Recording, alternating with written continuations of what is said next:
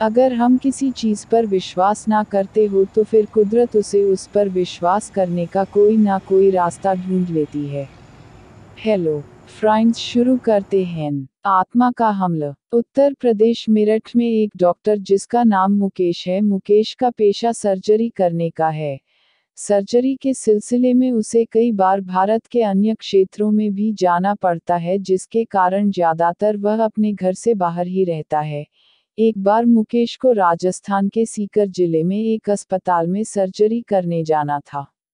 मुकेश ने ट्रेन पकड़ी और राजस्थान के सीकर जिले में निकल पड़ा। मुकेश रात के 12 बजे तक वहां पहुंच गया। जब मुकेश अस्पताल में पहुंचा तो उसे पता चला कि सर्जरी दोपहर में 2 बजे होनी है, यानी अभी तकरीबन 14 घंटे पहले पहुंच चुका था। फिर मुकेश आराम करने के लिए अस्पताल के ही रेस्ट रूम में चला गया, जहां डॉक्टरों को आराम करने की सुविधा है। अभी मुकेश की आंख लगी ही थी कि उसे एकदम शांति सुनाई देने लग गई। मुकेश की अचानक आंख खुली तो उसने करूं थोड़ा खंडहर टाइप का हो चुका है।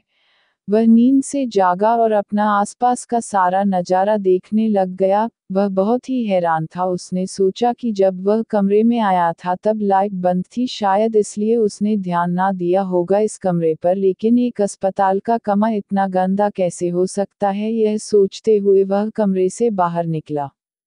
जब मुकेश बाहर आया तो उसने पूरे अस्पताल को ही खंडहर के रूप में देखा। एक अलग सा सन्नाटा था। वह अकेला उस जगह पर खड़ा था। वह अचानक डर गया, सोचने लग गया ऐसा कैसे मुमकिन है इंडियन, जबकि वह यहाँ पर आया था तो बहुत चहल पहल थी और बहुत से लोग यहाँ पर थे, लेकिन अब यहाँ पर कोई भी नहीं और टूटा फूटा अस्पताल एक खंडहर के रूप में कैसे हो सकता है।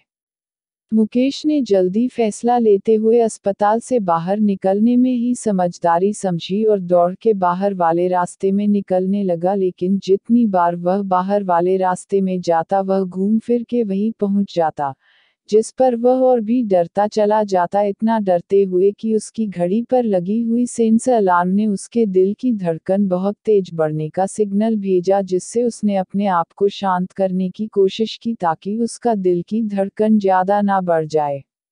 अचानक ऊपर वाली मंजिल से कुछ लोगों की बोलने की आवाज आने लग गई, जिसे सुनकर मुकेश की जान में जान आई कि वह वहां पर अकेला नहीं है, और वह दौड़ के फौजियों के रास्ते से ऊपर की तरफ जाने लगा। उसने इधर उधर देखा तो उसे कोई नहीं दिखाई दिया। फिर आवाज का पीछा करते हुए बस थोड़ा अंधेरे में जाने लगा।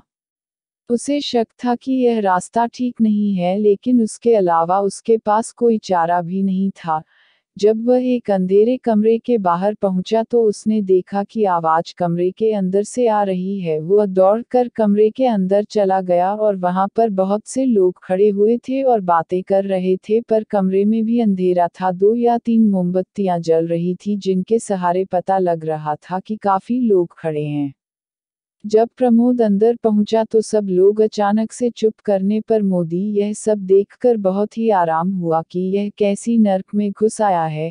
Indian horror story in Hindi. और अचानक से सब लोगों ने एक साथ अपनी गर्दन उसके तरफ घुमाई और उसको घूरने लगे और सब लोग बहुत जोर जोर से हंसने लगे। यह हंसी इतनी डरावनी थी कि मुकेश को ऐसा लगा कि जैसे अभी उसे दिल का दौरा पड़ जाएगा, और सब लोग उसके तरफ हाथ करके धीरे धीरे बढ़ने लगे। मुकेश डर गया और चिल्लाने लगा और घूम के दरवाजे से बाहर निकलने लगा। दरवाजा बंद हो चुका था और मुकेश ने अपनी पूरी ताकत लगाकर दरवाजों पर घुसे मारने शुरू कर दिए। वह किसी भी हालत में दरवाजे को तोड़ना चाहता था। मुकेश रोता चिल्लाता दरवाजे को खोलने की और अपनी जान बचाने की मदद मांग रहा था।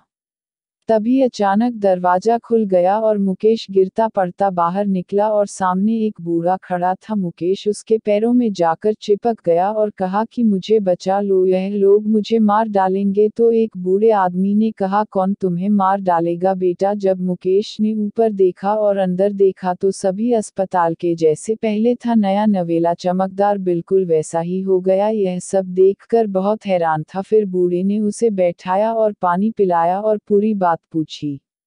उस बूढ़े इंसान का नाम था रामप्रसाद। वहां पर एक सफाई कर्मचारी था जो वहां की सफाई करता था। जब मुकेश ने सारी बात उस बूढ़े इंसान को बताई तब वह समझ गया। उसने कहा कि आप चिंता मत करो, मैं आपके साथ में ही हूँ। यहाँ पर पहले एक कब्रिस्तान था, शायद उन्होंने ही तुम पर ऐसा कोई जादू किया हो ताकि वह बता सके वह यहाँ अभी भी रहती है। मुकेश ने कहा कौन? तो बूढ़े आदमी ने कहा आत्माएं।